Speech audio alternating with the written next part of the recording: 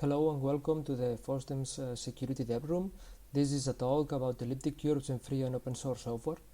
The room's audio and video wasn't recorded properly, so I will record my voice on top of these slides trying to fix it. My name is Sergi Blanch-Torné and I do this activity as a member of Collabora. Here's the overline of the presentation, and the first thing that we will do is an overview of elliptic curves themselves. The first question to talk about is the what. So what's an elliptic curve? And this will follow everything else in this talk.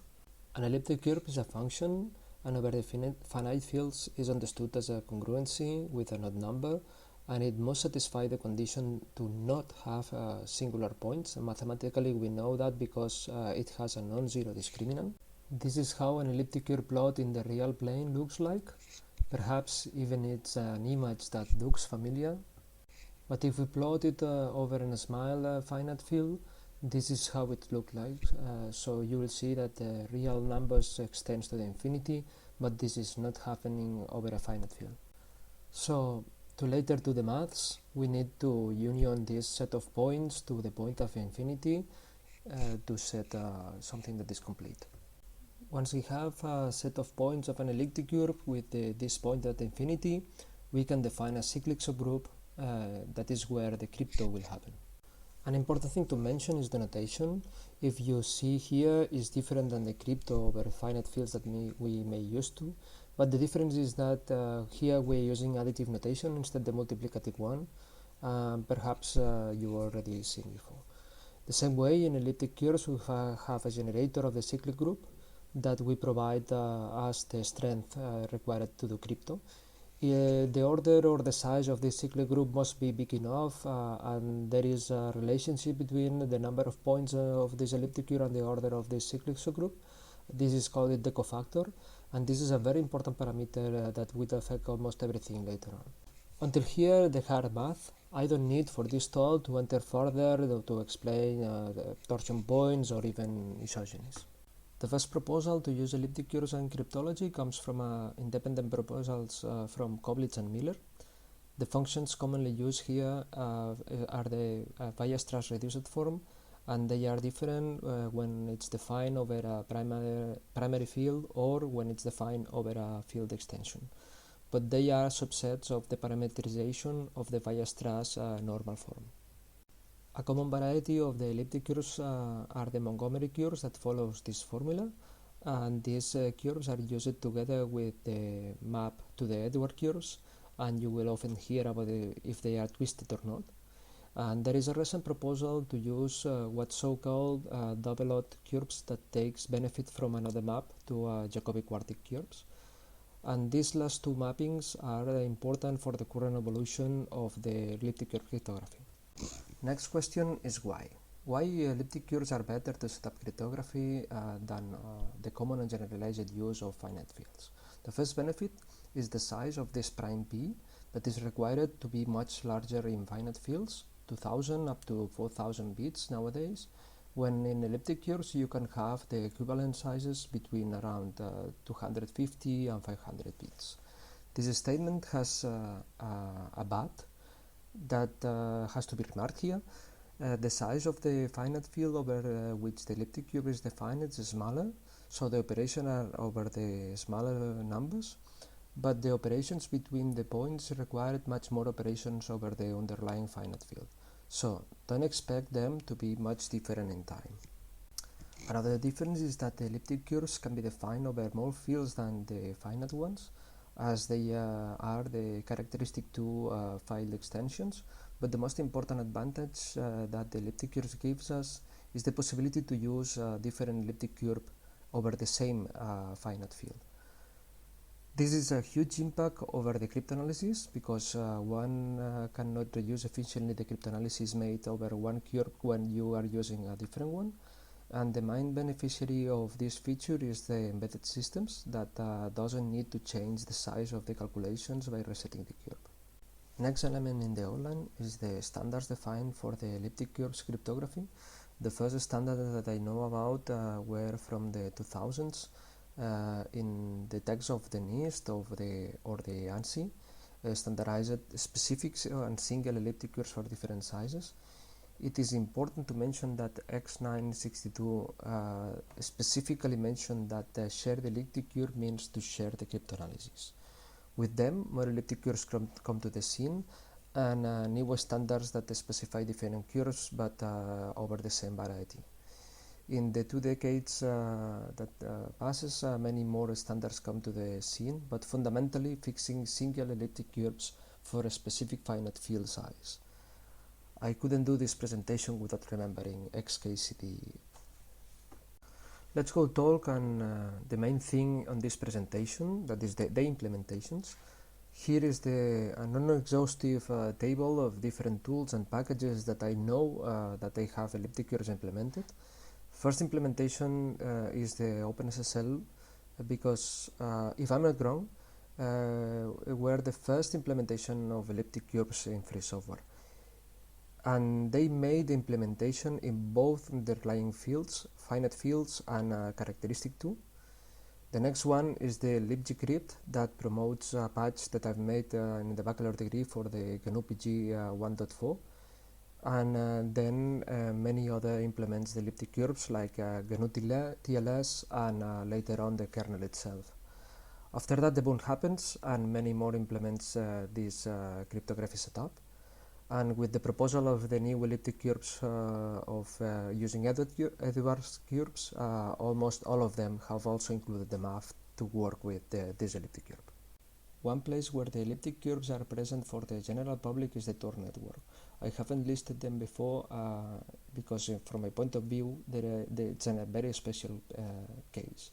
The onion addresses in the version 2 of the specs use a truncated hash of an RSA key embedded within the 16 characters of the onion address. With this version 3, there is no truncation and it contains completely the public key. And this public key is a point of an elliptic curve using the standard Edward curve. With this concatenation, we have these 56 characters currently used in the onion addresses. Some smart tricks has been necessary because the torsion component of this curve that is related with the fact that it has a cofactor 8. There could be multiple equivalent addresses pointing to the same service. So continue with those new elliptic curves and more standards that are coming. First of all, this Edward curve that is a Montgomery curve with a birational map with two Edward curves. One is twisted and the other is non-twisted. And as explained in the standard, there are some constraints to have better choices in the range, so those are the parameters proposed. And this standard gives us one specific curve for the 255 bits and a second curve with a bigger strength of 448 bits. Both using this map to other curves to move the domain of some operations to the curve that can do it better and faster to later go back to the elliptic one. Following this idea of plotting elliptic curves, you can see here the plot over the real numbers, as well as the same plot, the same curve, but over a small finite field.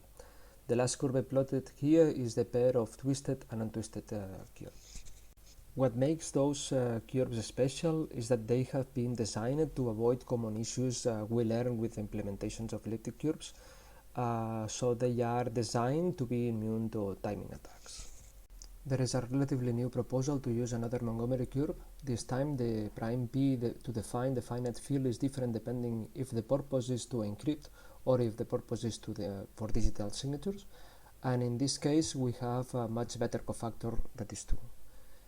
In this proposal, they are taking benefit also from the mapping to the Edward curves, and in this case, a plot over the reals showed a very different shape with coordinates origin in the most left-hand side of the curve. By the way, this is something you don't see visually in the plot over a small finite field, but is an interesting property of this variety. Even more recently, it has been proposed to upgrade this with the use of another mapping to a Jacobi Quartic curve that improve the coordinates transformation and the operations in the map much better. It makes operation faster and signatures shorter. Then let's go to see if we can choose our elliptic curve. There is a draft talking about the ristretto and the caf, and later we will talk about the zoo. Decaf is a technique mainly thought to construct elliptic cubes with a small cofactor but bigger than one. And then comes Ristretto's an extension of this technique for the variety of cubes where the Edward cubes in 255-bit are. This proposal takes advantage from both mappings, so this is proposing to use the variety of elliptic cubes taking benefit from the advantages of those two maps, Edwards and Jacobi Quartic, and this is not to specify a single curve. This is a very important step. This is to specify and standardize the maths and the operations to work with a complete variety of elliptic cubes.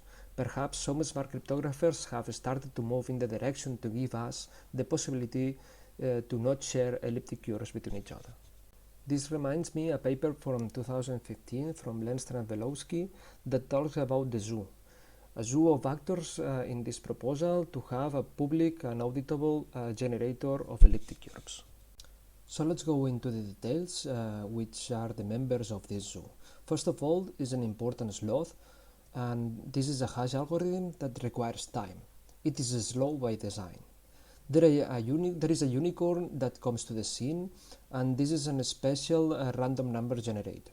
It is not the usual random number generator because it is made to allow all of us to influence the result.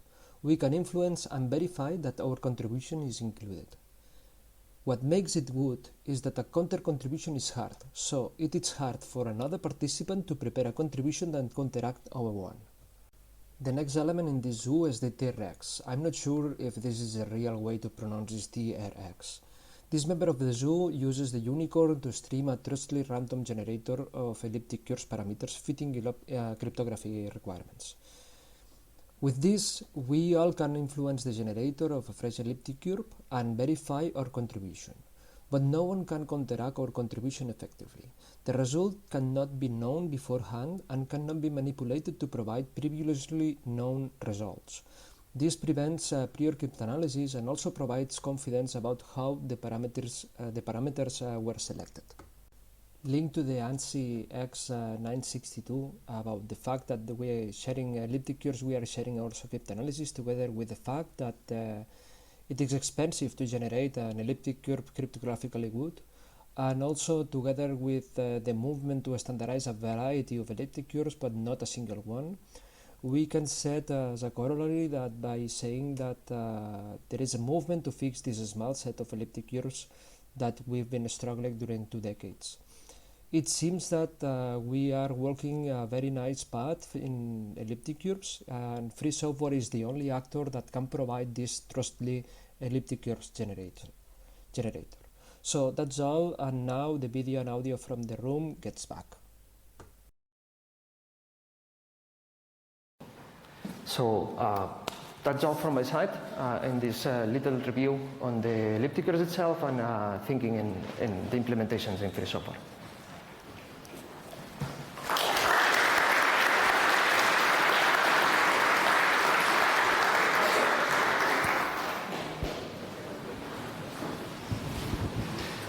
Hi.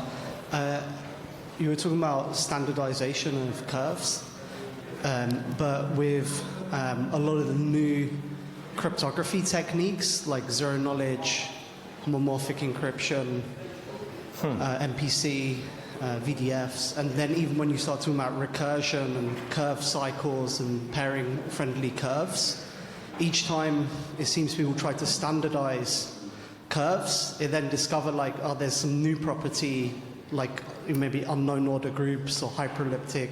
I think the movement of this Ristretto and Decaf goes in the direction instead of standardize an elliptic curve itself, it's standardizing a variety of elliptic curves.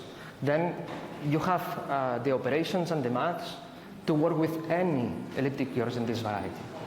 So this will bring us the possibility to have this, like another service that is providing random elliptic curves on the net, and you can pick one from there and forget about the thing that we are sharing the same elliptic curves. That is the way that the current standards that exist are fixing an elliptic curve, one or another, but fixing a specific one.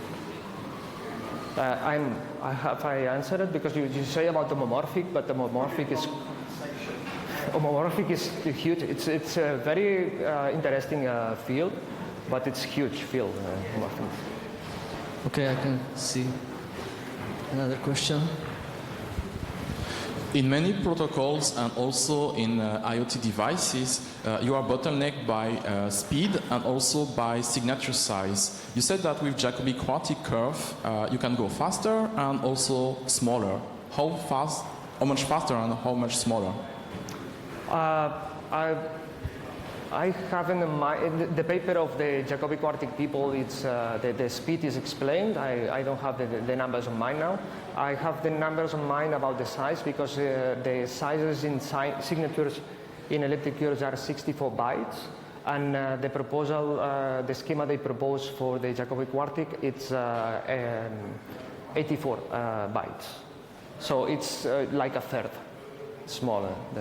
But it's still bigger than BLS signatures, who are about 32 to 48, because you only need a single point on curve.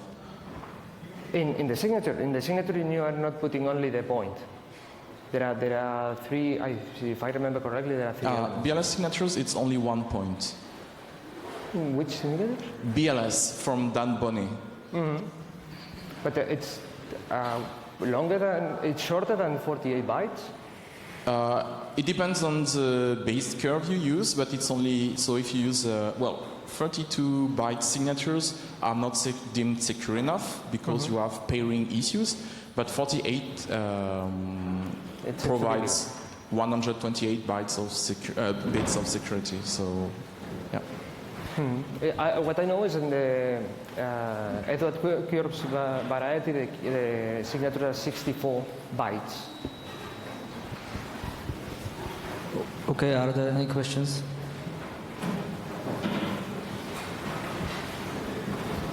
No, then. Okay. Have you looked at Genus 2 curves? Because I saw that they actually outperform Genus 2. Yeah. They outperform the Genus 1. I saw DJB was really into that. You are hyperelliptic curves. Yeah, the Picard group. This is a very nice subject also. I think banks are the ones that are putting more money in hyperelliptic curves. They are not using points, they are using a matrix that is a Jacobian of the point. By now, I only heard about banks putting money there, and not I haven't seen an implementation in open source.